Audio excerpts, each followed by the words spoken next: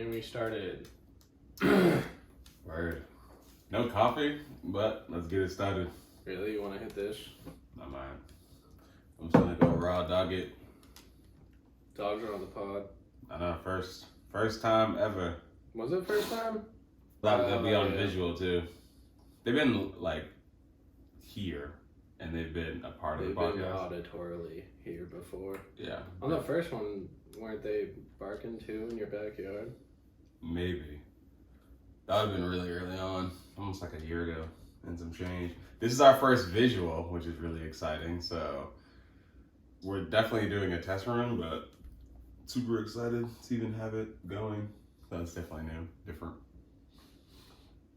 We are in episode 91, which is ridiculous.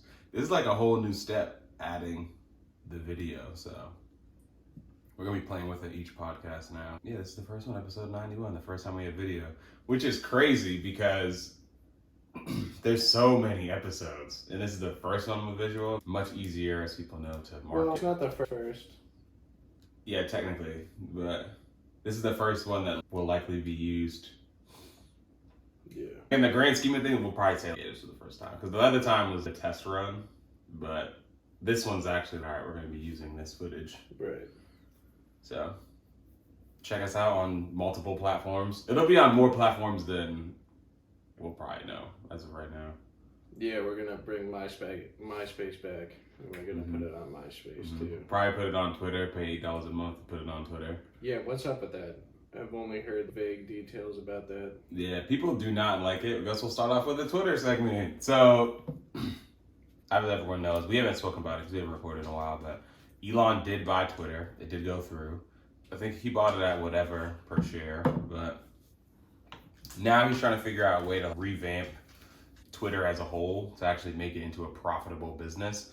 And part of that, he thinks, will have to do with charging people $7.99 a month to pay for Twitter to get some things that verified users already get. So you'd be able to be the first one in comments, be able to post longer form videos, like 42-minute long videos, so podcasts can go on it. Oh, really?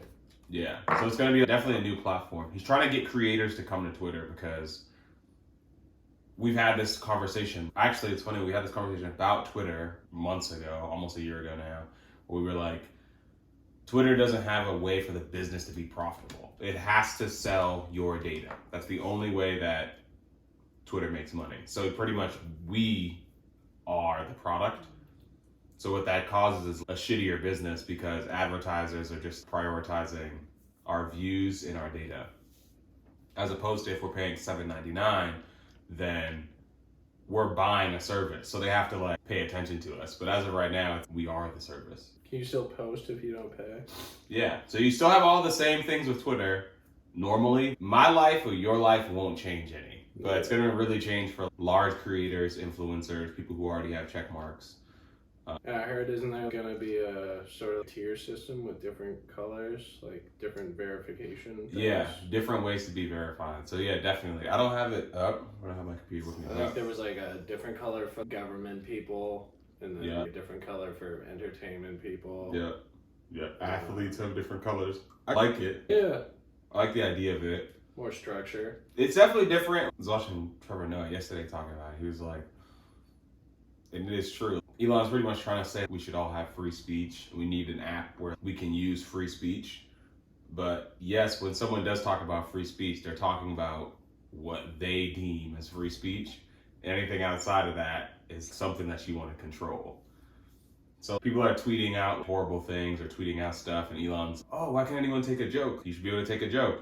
And then when people, after Twitter Blue is announced, you can create your own username and be somebody else who has a check mark. Yeah. So people were making Elon Musk Twitter accounts. Yeah, and he banned them. And memeing them. Yeah, and he's banning them. So it's like, all right, now it's not funny anymore because it's about you. So I definitely understand it. I think that ridiculously people are trying to burn him at the stake. He's not perfect. His decisions aren't going to be perfect, but people want him to be like, every single thing you have to say has to be right. So I'm interested. I'm curious what it's going to be like. I think it's going to blow up though. I think that in a good way. I think people will start using. Yeah. Or keep using Twitter. So Kathy Griffin got banned because she switched her username to Elon Musk. Really? Yeah. Yep.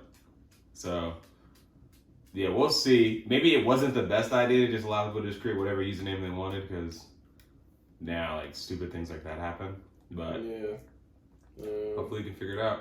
I would love if we can be all verified on the internet. Yeah. That'd be cool. Wait, why?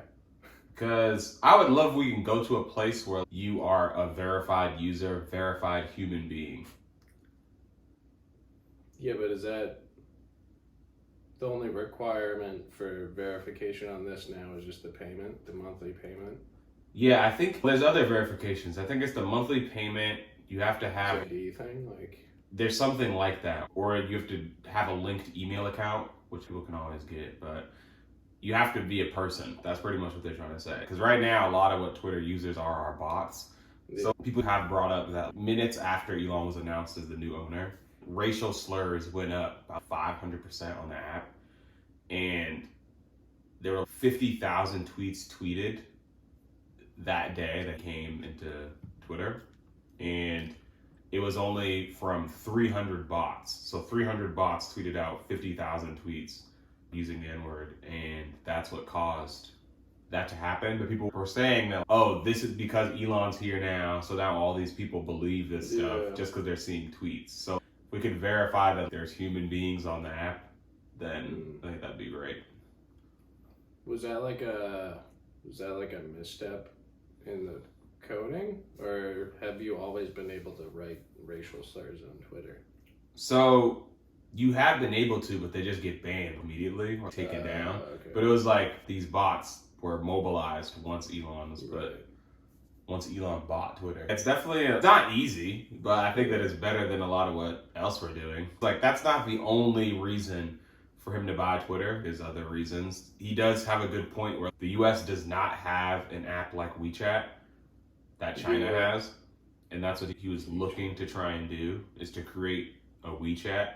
Because it is crazy. You can do everything. People who don't know, WeChat, an app like a lot of, I know specifically in China they use it. I'm not sure how popular it is everywhere else, but it's an app that pretty much allows you to do everything. It has your bank account, it has your address, it's a food service delivery app, it's a ride sharing app, all on one place. You message on it, you call on it, and it's just on one app. Whereas over here, we have 50 apps to do every single individual thing. So hopefully that we can see something else like that happen with Twitter.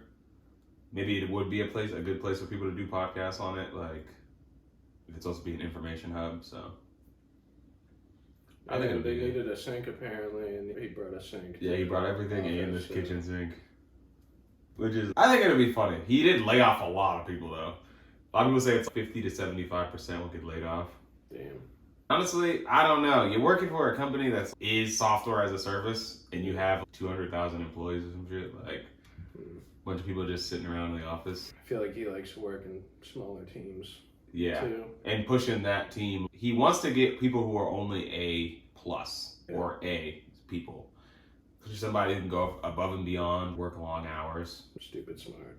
Yeah, exactly. So I think that's going to happen again with Twitter, just like his other jobs, other ventures. It's like SpaceX and Tesla. If he can do what he did with those two things, I think we'll have a pretty decent app. It's interesting. I thought he was just going to buy it just because fuck it.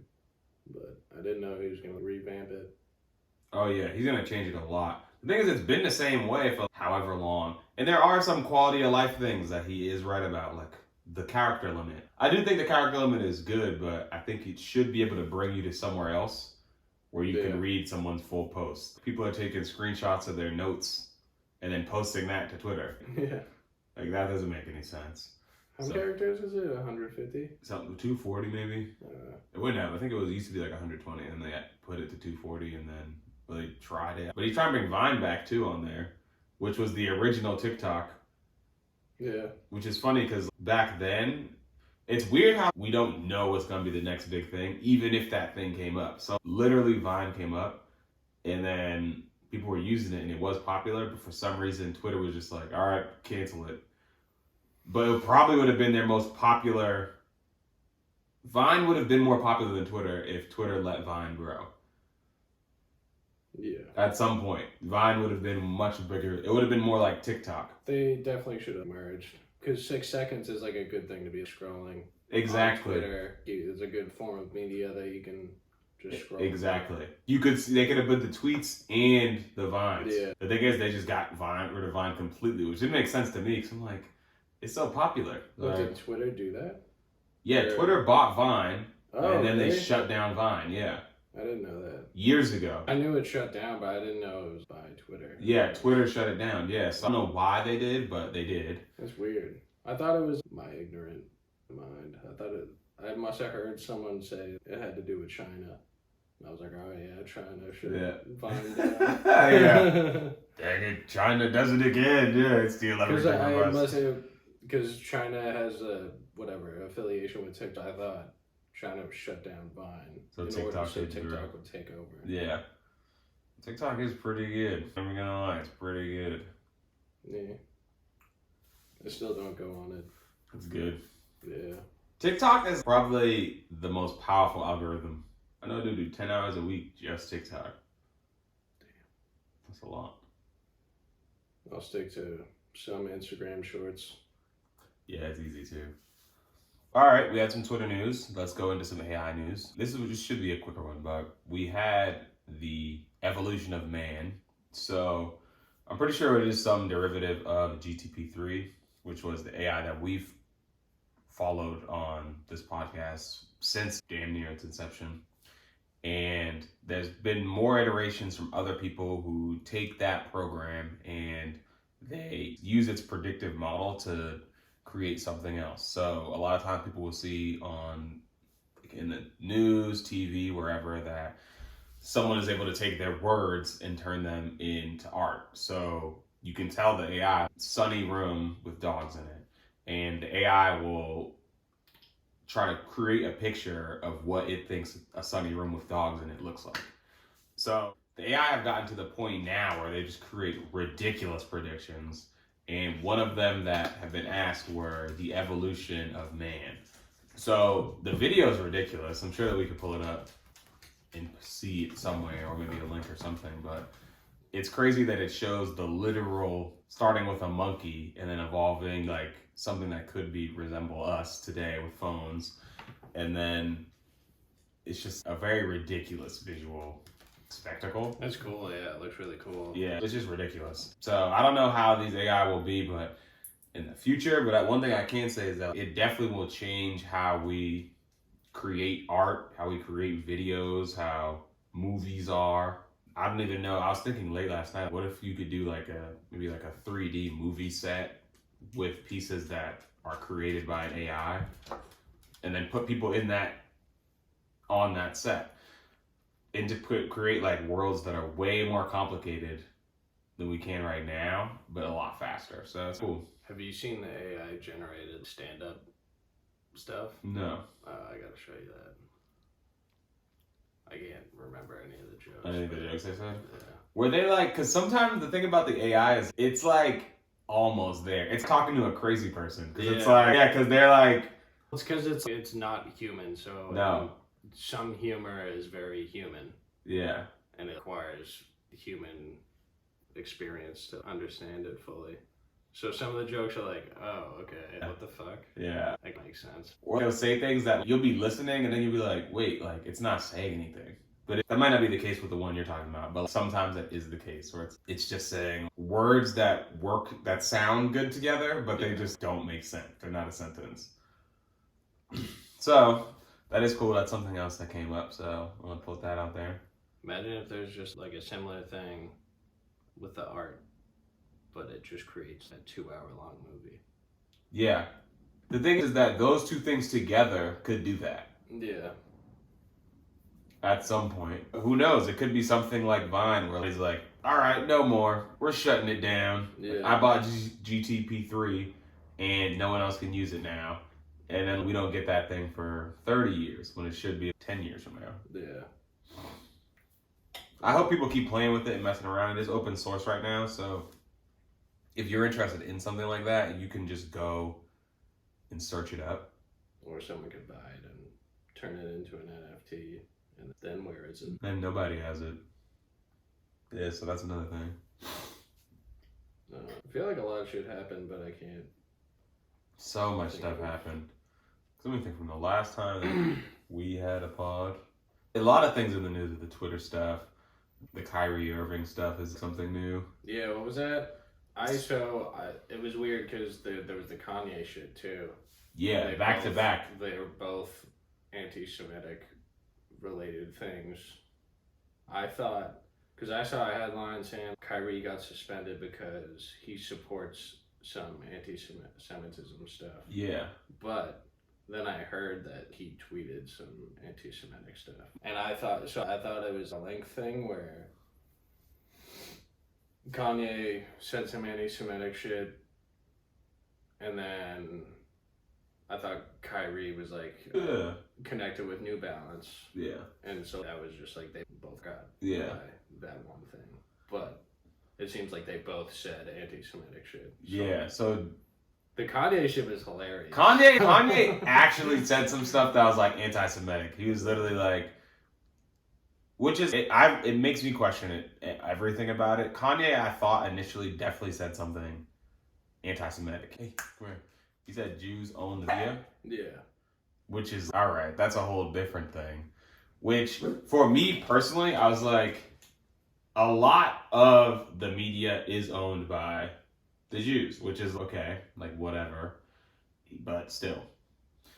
What Kyrie said on the back of that, because Kanye was just falling apart, Kyrie tweeted out a movie about Negroes to Hebrews. Okay. Which is pretty much that there's supposed to be there's 4 lost tribes of Israel. Yeah. Or there's 4 lost tribes of Africa that turned into the Israelites. And in that movie, they also were saying that the Holocaust didn't happen. So some people took offense to that and were saying, Kyrie, you're pushing this movie, but the movie's saying the Holocaust didn't happen. So you must also believe that. Anti-Semitic. Yeah. Kyrie retorted by saying that, no, like, I'm not anti-Semitic, but we need to understand what these words mean. Semitism. Which I don't know everything about, like, this is something that's not necessarily directly in my wheelhouse, but what I do know is that Semitism is pretty much saying, oh, the people of Africa. And the Jews are saying that they are the people of Africa, pretty much, if you break down the basis of Semitism. Yeah. And Kyrie was saying that he's from one of those tribes, and that it should be known that, like, black people and Hebrews came from the same tribe. Yeah. Of people initially who broke up into the separate tribes. So he's saying he can't be anti-Semitic because he is the same, like, they're a part of the same group. Yeah. But yeah, a lot of people don't like it. They think that, so the Jews are upset naturally because they think they are being attacked. Yeah. I'm going to play a short clip. Hopefully we can all hear it. Of what Kyrie said? Kanye. Oh, yeah. About the doctor. Oh, yeah, you play heard it. this? Kanye His doctor. just can't seem to help himself. And you would think that losing every one of his endorsements and business deals would cause him to do some sort of self-reflection, but you would be wrong. The red hat that drove me to a point of exhaustion, which was misdiagnosed by I'm not going to say what race, what people, doctor, and what hospital, and what media went to. We know I can't say that. It was a Jewish doctor. And unfortunately, I can't say that. He waited for maybe 3 seconds. Yeah. And then just said it, yeah. There's so much build up to it. Yeah, I'm not going to say it. I'm not going to say it. Like, the timing's perfect. It was a Jewish doctor. Yeah. Oh, man. I don't really get... Yeah, that's just tough. That's tough. But, yeah, so he got dropped from New Balance. Apparently he showed up to whatever, like... Gap dropped him too. Yeah. He showed up to the Gap headquarters and was like... Because he wanted his contract back. Or to be free. Got any spare sponsorships? Yeah. I just don't get it. And he was trying to say that, oh, like, I'm bringing up things that don't get any notice and that we should talk about. But it's like, all right, you go about... I just thought he didn't go about it great. Yeah. Because sometimes he's so crazy and like the mission that he's going for always changes. So it's like, what exactly are you trying to do? Who are you trying to help?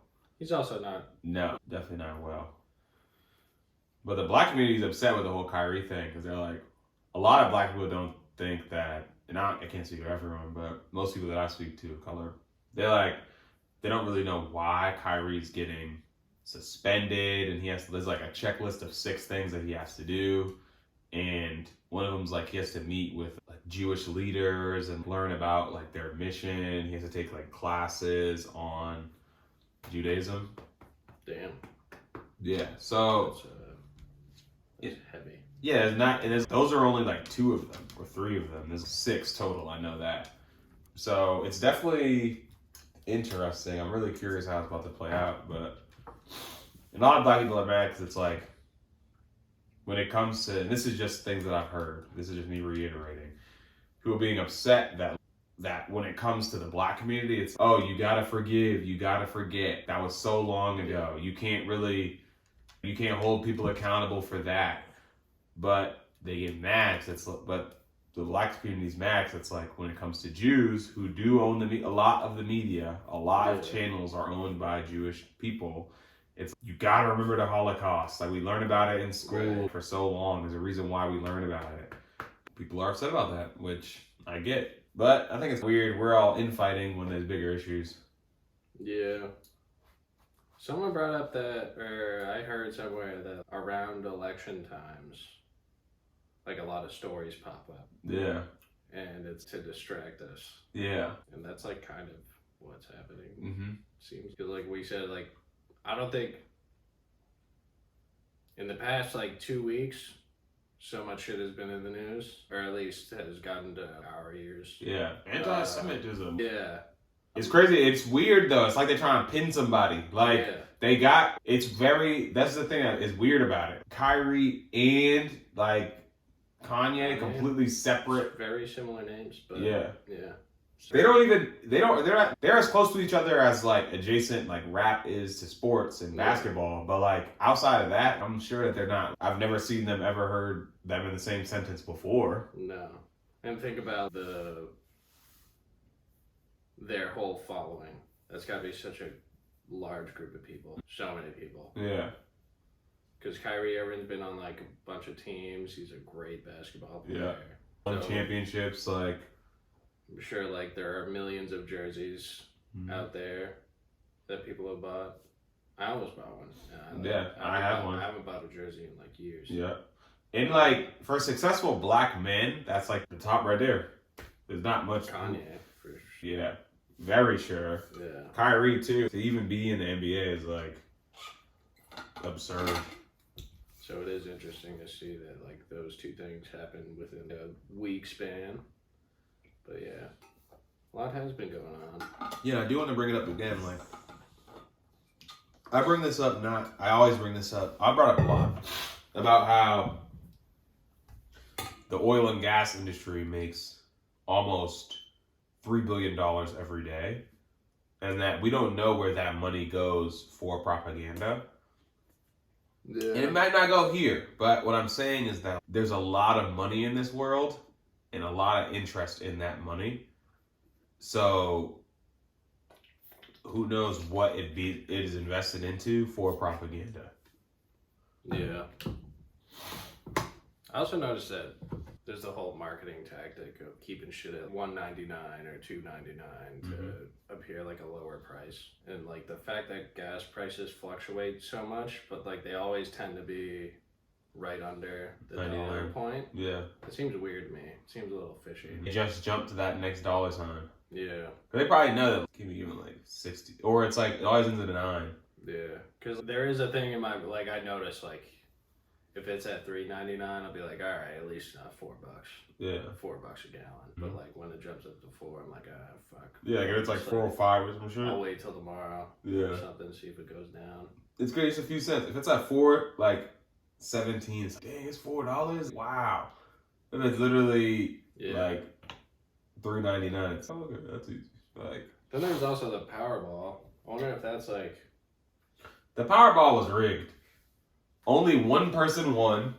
Yeah. It was for like $1.2 billion. I think it was 1.9. I think you are right. I'm pretty sure you're right. Because I think that what I saw was that only one person won it, and they won 9.3. Like 930 Yeah. million. After Almost taxes. $1 billion. After taxes. They would have had almost $1 billion after taxes. My thing is, there's no way they're giving that to somebody. Yeah, but they can. Do you think how much money's fluctuated through? Because, like, it's all the odds are stacked against us. So they have to be profiting.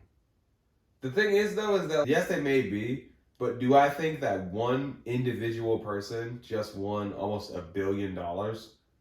Like, I think that they just offed that person, or they just said, "Yeah, somebody won it." Maybe. Because that's a lot. That's enough money. You go change the world tomorrow. Today, you couldn't, like, you're a drug addict today. And then tomorrow, you're like, all right, word, I'm about to just use this. That's a lot of influence. Like, Yeah. you could go change, like, Your whole life would change. and not even even just you. If today I became a billionaire, like, just theoretically, this whole area would, like, change. Yeah. Like, the town that we're in, like the subsection of Boston, would change. Like, this immediate area would change. Yeah. You could buy every house, like, for sale in the, like, I don't even know, immediately, like, 10 miles. I would get out of town, like, pretty fast. Yeah, I'd dip. I'd probably, if you get a billionaire today, where are you moving to tomorrow? And how much money am I getting? Maybe LA. I don't know. I would have to think about that more. Because like I would be like, oh, go to Cancun, someplace like tropical, but you're so removed there. Yeah. I feel like I wouldn't be able to like really live life there, and I still want to do. You'd be able to finesse something, though. You'd be able to create a whole life you want. What do you want there? Why wouldn't you be able to do that? What's the issues? Just pay for it. Just pay for all of it. Yep. Like, what could be the issue? What could come up? But you don't have enough friends there, not enough food. Yeah, and like probably don't speak the language well enough to. Nah. You just go there, bro, find an buy the American language. woman. Yeah, bro. Just buy it off. Fucking speak English to me. It's Yeah. $20. Or you go there, like, yo, somebody here speaks English. Yeah. And if you don't, this is called imperialism. What was this? But they'll call it gentrification. Yeah. Because my thing is, Probably how do you stop, like, Hawaii, for example, right? Yeah. Like, I think that still to this day, the biggest, like, real estate entity is, what's his name? Zuckerberg in Hawaii. He owns, like, the most land. Yeah. And it's like, how do you stop somebody who has that much money from doing something like that? So, all that influence and power just on one person, just because they scratched a few tickets. Yeah. We should have won. We could get a studio. We could fucking. Man, I don't know what we do. I wouldn't become Andrew Tate, but I'd be like, I'd cut my head bald. I found a funny story about Andrew Tate, about him freaking, because one dude, they asked him, like, yo, like, was he really, you said you went over to his house and you stayed with him for a little bit. He's like, yeah, like, he goes just like this. He wakes up in the morning, he goes, yeah, coffee, here, work, here. And he just starts typing on his computer, and he's like, women, here. And women just show up and sit on his lap, and he just like, keeps doing work. And then he's like, I have to leave, and just gets up and leaves. Just gets on a plane. There's no time wasted with the Tate brothers. Like, that's very funny, yeah. Coffee, here. I have to go. And gets up and leaves. Like, okay. These are just in notes, like being like, I'm strong. Women are. I'm Andrew Tate, yeah. Hey, somehow they made their bread, though. Like, they made their money. I haven't looked into him enough. I don't know. No, neither. I have no idea what he does, aside from talking. crazy. Yeah, he used to kickbox, be a fighter. And then he retired. It was funny, though, because for some reason they have a recording of him when he was younger, talking to a girl wearing glasses. He was geeky looking. Yeah. And the girl's like, She's like, yeah, I just don't even really want to be around you anymore. I want to be around like this guy. Like he's not like skinny as hell, and like he has way more going on for him. And then fucking Andrew Tate was like, that can't be real, bro. That's like his turning point, like where he like snapped and became Andrew Tate. They couldn't have had that on video. Bro, they had the video, bro. No, like, he's wearing glasses, bro, and he has the girl right there. I should have sent you the video because I was like, yo, this is his evil story. I don't believe it. That is his origin story. Like some girl did him dirty, and he's like, oh, now I'm gonna. Yo, it was Andrew Tate though, bro. He had glasses on, like. Oh man, I wish that I sent you the video because that had me rolling. I was like, dang. Oh yeah, I want to see that video, but I don't know if I believe. He is, the thing about it too is he actually is funny. I think that. Yeah, but I'm laughing. I feel like I'm laughing at him. He is in on the joke though. Like a lot of times, like I think that he's being like, people are trying to peg him as one thing when a lot of it is just him being like kidding, but people take it like to heart. Or it's like somebody who says something like in a mean tone to you, but is saying something nice. Like sometimes people just don't. Even if you're saying something nice, if your tone is like down and derogatory, they're not gonna like it. He was bugging on some stuff though. He said if a woman has like a high body count, like just put an L on her forehead and she'd never be allowed to speak again. So it's like, maybe not all that, but sometimes it's funny. Yeah. Andrew Tate. Deep dive on him. Hey, you try to get him on. The video. Yeah, try to get him on. He comes in his Bugatti. Is that how he says it? Bugatti, yeah. My Bugatti. Yeah. What is he? He like fades in and out of like different accents. He's racially ambiguous, but I think he's from Romania. That's what he is now. He lives in Romania. But he also tells a story about how him and his brother got famous. So like, yo, how'd y'all get famous? He's like, yeah, so his brother is like a famous woman. Like Christian Tate? Maybe Christian, I don't know. Let's say he's Christian. It may not be, but let's just say it's Christian. There's a famous news broadcaster, #1 in Romania. Yeah. She was in a long-standing relationship, and she ended up having an affair with Christian, the brother. Okay. And now it was on like national news, and they thought that this guy was just like a playboy in Romania. And they ate off that. Oh, that's their come up. That's great. That's yo, such a fucking dirtbag way to come up. Hey, yo, this is what I'm saying, Mike. Who's the #1 broadcaster in Boston? Pete Bouchard. We gotta get you in the room. I'll blow him. Yeah. Pete Bouchard. I think there's a thunderstorm coming in my pants. So yeah, that's the thing.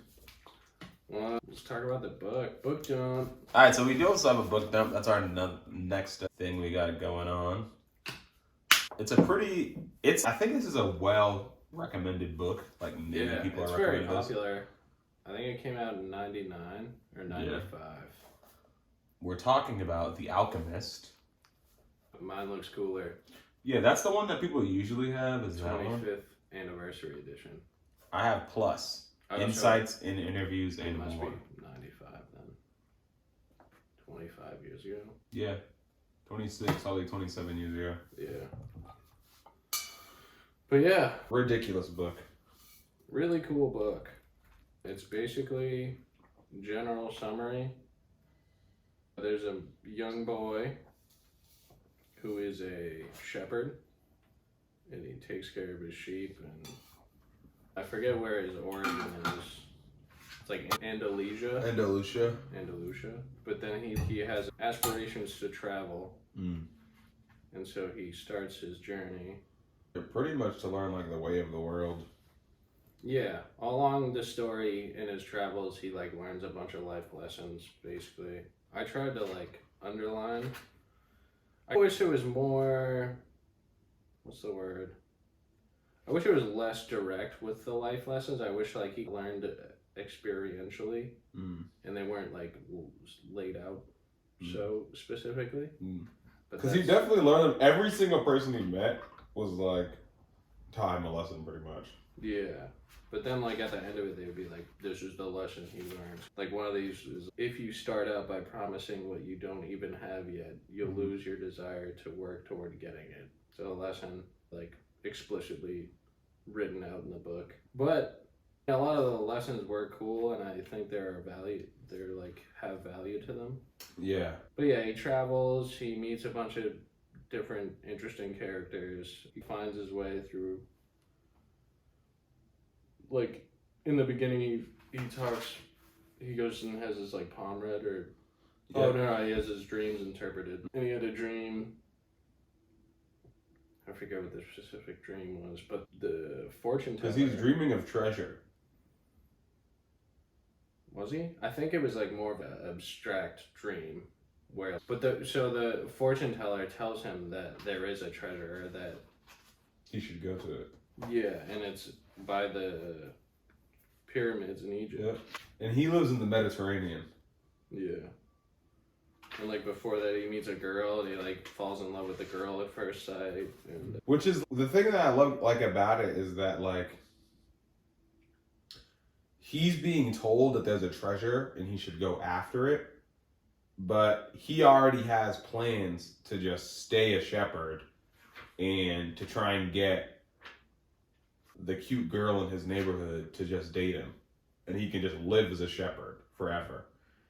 And she's trying to push him out, and that it really applies to like people generally, how they just want to chill and wait to go after their dream, or he wants to travel, he has dreams of traveling, and then she's, oh, there's a treasure that is in Egypt, you should travel to it. yeah. And he's, like, I just want to be a shepherd and then like travel like after I get my life together.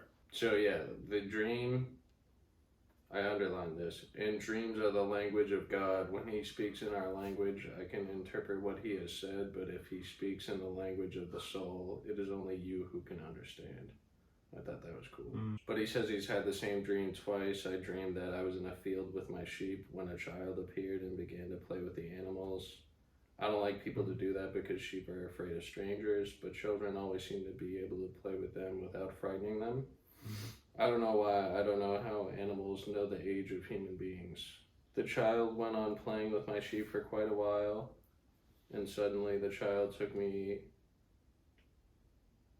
by both hands and transported me to the Egyptian pyramids. The child said to me, if you come here, you will find a hidden treasure. Huh. Yeah, then he like basically followed his dream. And they talk about the personal legend that he meets the Melchizedek, who was like the old king. It was just like an obscure king that he ran into like in the middle of the desert, and I think he had like a bunch of rags on, but like under the rags were like this crazy armor. And he, Ermin and Thurman. Yeah. These two stones Thurman. the two stones that he ends up receiving from Melchizedek. Is it actually? It's something really close. It's something so close. It's like Melchizedek. Yeah. Or something. Melchizedek. I like saying like that. Melchizedek more. Yeah, so he ends up getting these stones to help him on his journey, and he tells the boy like, hey, like when you go, I want your sheep. Yeah. That's He wanted like or he said he wants a tenth of the treasure. No, the woman wants a tenth, and the king wanted his sheep. Yeah. So he ends up selling all his sheep before he goes to make money. And that kind of ties into what I just said. If you are promising what you are like don't have yet. Exactly. I think that's why he brought it up. But it is why he brought it up. And that's another lesson though.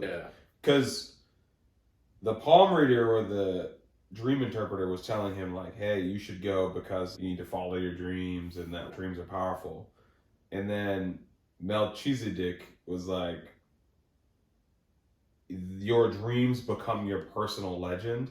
Yeah. And now like your life is to fulfill your personal legend. And how like most people don't fulfill their personal legend. Which is super accurate. That just is applicable for like us normal people. So yeah, I'm just gonna pull a bunch of quotes because it's hard to pull everything out. Yeah. But like you just said, it's the possibility of having a dream come true that makes life interesting. Yeah, That was cool. that is really cool. This was when someone sees the same people every day, as had happened with him at the seminary, they wind up becoming a part of that person's life, and when they want the person to change, and then they want the person to change. If someone isn't what others want them to be, the others become angry. Everyone seems to have a clear idea of how other people should lead their lives, but none about his or her own. Yeah, I like that quote too. What's the world's greatest lie? It's this, that at a certain point in our lives, we lose control of what's happening to us, and our lives become controlled by fate. That's the world's greatest lie. Which is, it is a lie. Yeah. I don't know, there's a lot of, Melchizedek, dude. It's supposed to be he like was an actual king. Yeah. They don't fully elaborate on him, but I was also thinking, because they mentioned that he like becomes things, and also at the end of the story, the main character like becomes the wind. That's how he like gets out of this situation. Spoiler alert! But like they're basically about to get robbed or lose all their money or be killed, and the alchemist tells the like chieftains or whatever that we're gonna kill them. Oh, this boy is an alchemist and he has the power to become the wind or something. And then he has this like weird dialogue in his head where he's like talking to the wind. He's, let me become you so that I can get out of this situation. And the wind's, oh, sorry, that's not you got to talk to upper management. Yeah. And then, oh, you got to talk to the sun, because the sun, like, it's like I guess this must have been a heliocentric period where people worship the sun. And then he has a dialogue with the sun, and the sun is like, whoa, that's also out of my wheelhouse. And then he ends up talking with, I think it's like, because they have a recurring theme too, talking about what's already written. That's everywhere. It's written. It's written, yeah. Maktub. Let me try to find it. So it's pretty much that, like, you don't have to. People think that they have to do something or be a certain way to get what they think they deserve or what they want. But the main thing that has been put in this story was it's written. Like, it's already yours. Like, you are already enough. Yeah. The Wind. It is a great book. I really loved it. Yeah, it's a really good book, even for you to just read to gain some perspective. I think there's a lot of characters that you can look at and say, dang, that's me. I had him like that. So the final thing was the sun said to speak to the hand that wrote all. So it's talking about like it was already written, that stuff. But yeah, I was also thinking like maybe Melchizedek is the alchemist. Yeah. That's one of the thoughts that I had when he was like introduced. But a lot of like just interesting life lessons about finding yourself, finding your purpose. Because I want to talk about, even go on that, I want to talk about my favorite character, which was the shopkeep. Yeah, that saga was interesting. Yeah, because it was the guy pretty much. So the boy, this is right after he gets robbed, he's broke. He goes to a fine china shop and is, hey, like, I'll clean this china, and if someone comes in and buys some, you have to bring me out to eat. So people do come, they buy the fine china, and the guys who owns the shop is, hey, I don't want to change anything. I've been doing things the way that I've been doing them for 20 years. I don't get much business anymore because nobody wants to come to the top of the hill to buy my china. Nobody wants to walk the top of the hill. That's fine. Like, I'll just live my life how I'm living it. Yeah. With like my dirty china. So the boy ends up bringing like some new light into this guy's life because he's just like, hey, you could be doing it like this. Like, how about we do this? You give me a commission, like whatever. And the business had some success, and the boy asked him like, hey, like, why don't you want to leave from here? I have a personal dream and I have a personal legend that I want to succeed in. why do you want to stay here and just own this shop and not really go anywhere? And the guy's like, oh, I did have a dream. I wanted to go to Mecca, but I only wanted to go after I got my China shop up and running. And then once I had enough money to do that, I would go. Where it's like, oh, once I felt mentally well enough to go, I would go. Like, and the thing is, he ends up working at the shop for 20 years and never going to Mecca. And the boy asks him, like, why don't you want to go to Mecca? And he's like, I've seen so many people go. The only thing that really keeps me going is my dream of going to Mecca. Yeah. And if I actually went, then I wouldn't have my personal dream. And it's so backwards and so accurate where so many people will sabotage themselves on the way to achieving the thing that they want to achieve or to get to that dream and be the only person standing in the way of it. So that's why that's why that guy's my favorite character. He's just... Yeah. In that part, the crystal merchant says, every blessing ignored becomes a curse.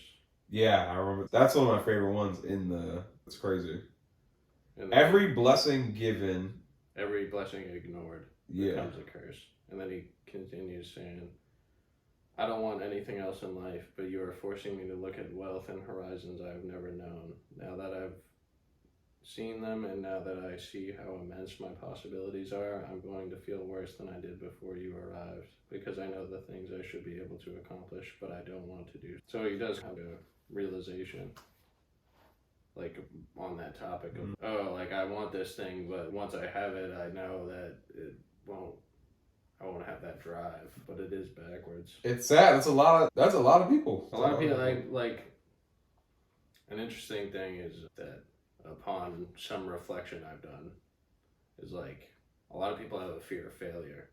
Yeah. But a lot of people fear success too, because they're like, oh, what if I fuck it all up once I get that success? Or what if it doesn't provide me with the fulfillment that I think it's going to? Or what if I'm just gonna be like, once I do that, like, I won't have anything to do? But it's like all fears are stupid, but they are, like, rational, and, like, we do need them because we all have, like, survival instincts and shit. But it is a weird thing to fear success.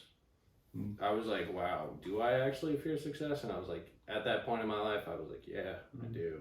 Because I did have a fear of, oh, if I get all this shit, it's gonna feel like I'm on top of this mountain, but I have a bunch of shit under me that I'll just fuck it up.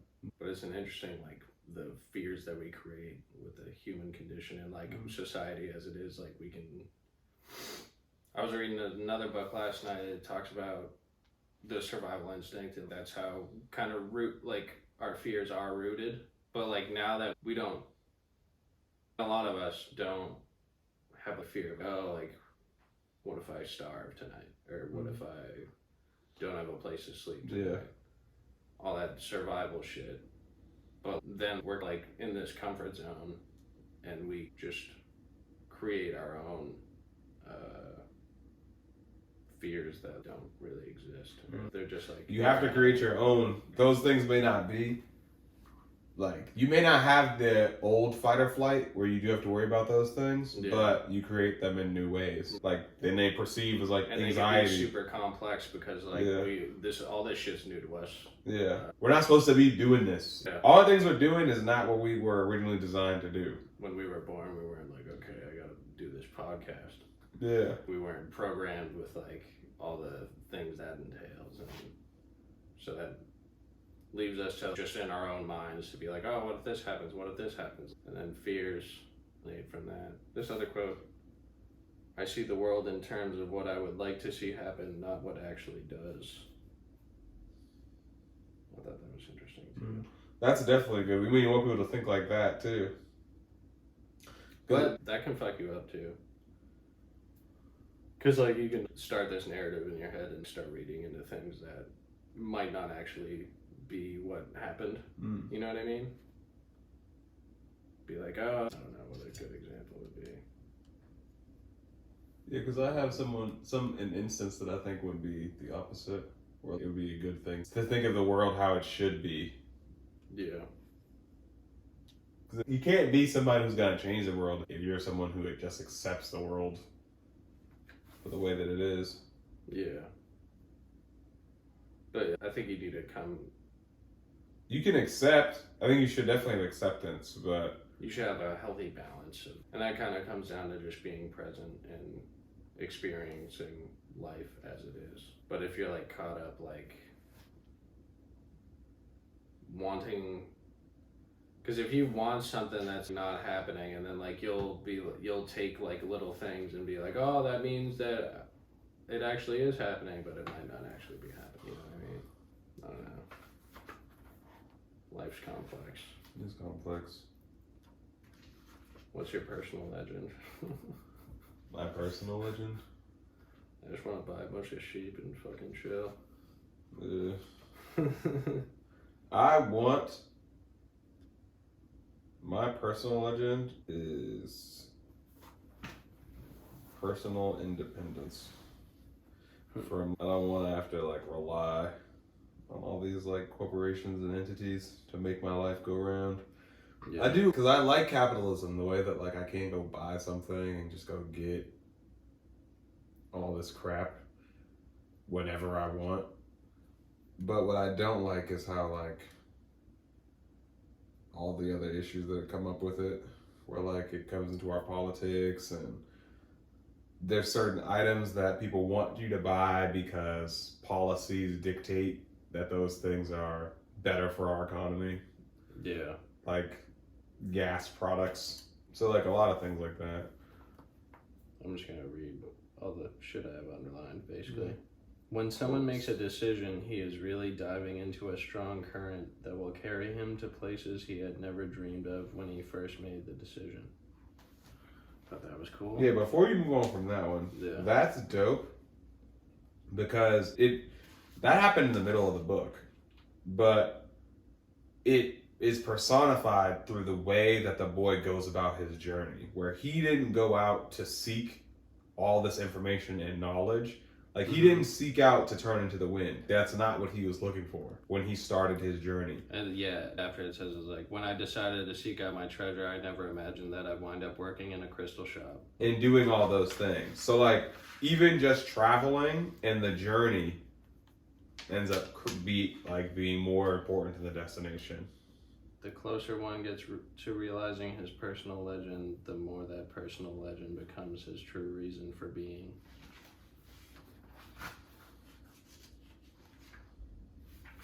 This book was great. Yeah, that's why it's always so highly recommended. Sometimes after reading things like this is like the second or third time reading this one. And now I'm like, this is a book that I probably should just have around. Yeah. Okay, I have a few paragraphs with that symbol. You know that symbol?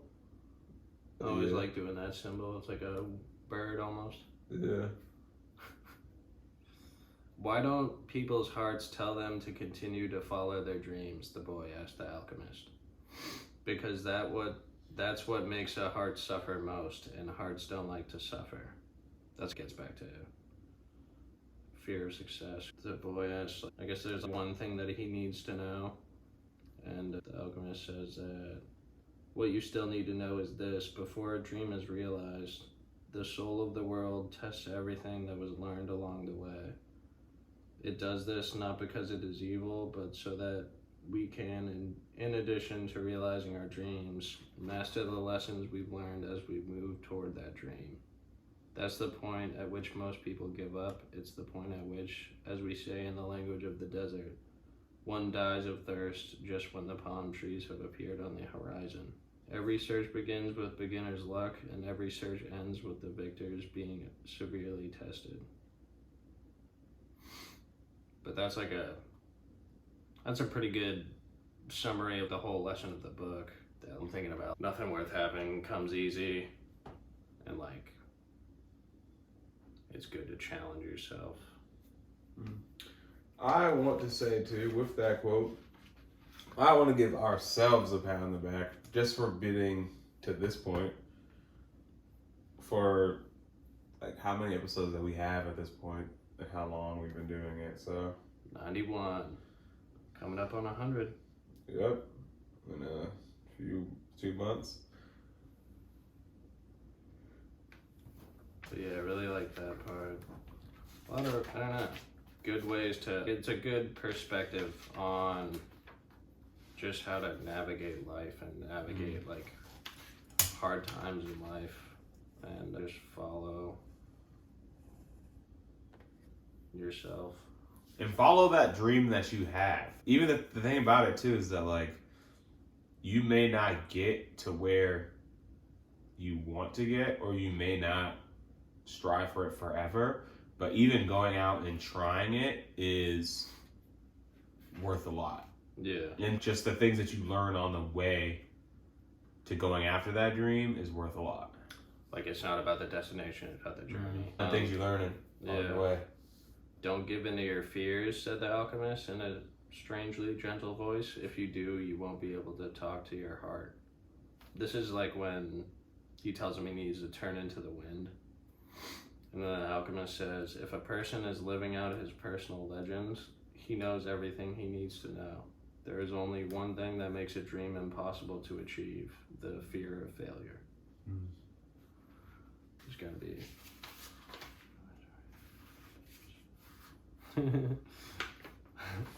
I underlined one funny, I just thought it was funny to underline this, but I don't understand what you're talking about, the desert said. Yeah. The desert's talking. That's what alchemists do. They show that when we strive to become better than we are, everything around us becomes better too. I think there's definitely some realness to that. I'm sure there's some shit at the end that I was like, damn. Maybe Final not. mic drop. I might have just... No, I didn't. That was it. I skipped over some shit, but... Don't forget that everything you deal with is only one thing and nothing else. I like that idea of everything's unified and the universe is all just one thing. And he had to choose between something he had become accustomed to and something he wanted to have. This was talking about the merchant's daughter. For her, every day was the same, and when each day is the same as the next, it's because people fail to recognize the good things that happen in their lives every day that the sun rises. Yeah. This is the best book we've read so far. What was the last one we did? The Four Agreements. Oh, yeah. I really like that one, too. The Four Agreements is really good. I was saying that because this was my recommendation.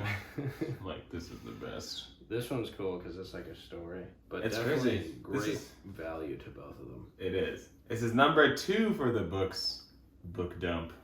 We should get to No number pun 3. intended. Yeah, literally no the pun number intended. 2 book dump. That's true. Yeah, I don't know what will be next, but like we got that one. Yeah, I might do. I don't know. I'm rereading. I read a book last month and I'm rereading it now. What's it called?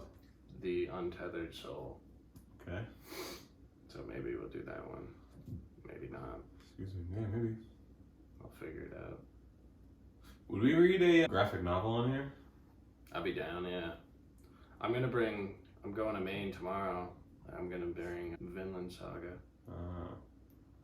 I do have Invincible. Yeah, but you need the first one. I can get it back. I'm about to look in the cookbook, make something sweet. Like what? I don't know yet. We'll see. Bread pudding? No. You ever had You're gonna make it now? No. And then it's gonna be all gone by the time I get back? Yeah. You ever had banana bread pudding? I plan on having it soon. I think I have. Or no, it's just like vanilla wafers on top of vanilla ice cream. Banana. What's that called? Banana. Fuck, I know what you're talking about. It's bread. It's like just a banana pudding, I think. Yeah, but you have the vanilla wafers on it. Yeah. That makes a huge difference. My mouth is watering. I just found out about a restaurant that has banana bread pudding though, and I'm going there. It's crazy that Banners only had that. They don't have that no more. Wow, that the was best so shit. It was elite. like cinnamon roll bread pudding. It That's what it was. was with With like chocolate really good ice chocolate cream. ice cream. Yeah, it was elite. It was elite. And they got rid of the lobster tacos at Pink Taco, and they got rid of Taco Tuesday at Met Bar, and fucking COVID ruined all the food. Yeah, everything good. Everything good is gone. It's whack. Have we checked banners recently? I went during the end of last season. Well, it seems as if there's End of what? Last basketball season. So a few months ago. I'll check soon. One more time. All right, that wraps up our book dump. We booked up. We're all good. I had one more thing. It's something else I was gonna talk about. I got a piece of it. Do they not even? They don't have the bacon anymore. No, they must have the bacon. I'm not seeing the bacon, bro. Yo. Is it Oh, they have sticky toffee pudding. is it safe for me to tell the stories of the things that I saw at Banner's? I wouldn't. Yeah. Okay.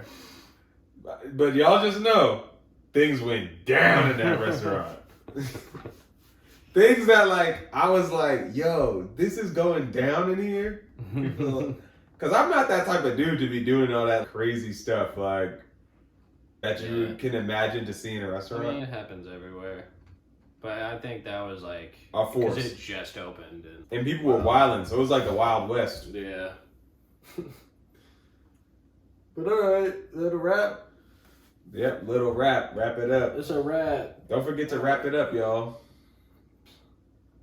Actually, I'm a hypocrite for that. Yeah, that's why I fucking talk mad shit about wrapping it up, bro. You're like, what? Wrapping it up, bro? It's so fucking stupid. Like, it's probably the smartest thing that I Nah, do. weak. Boo! Thanks for listening, guys. Follow us on Instagram. Follow us at DTMS_podcast. Yeah. I think the TikTok is DTMS pod. Yeah. And always Francisco. Maybe we should just get, you know what we're going to get? We're just going to write down all the things and then we're just going to read it at the end. What do you mean? Just like all of our handles. Okay. Yeah, we should. So, yeah, follow us at DTMS pod because that's going to be the one. Yeah. And we'll probably have a link for everything there eventually. But yeah, thanks for watching or listening. Yep. All right. See you guys. Boom, boom, boom, boom, boom, boom, boom, boom, boom, boom.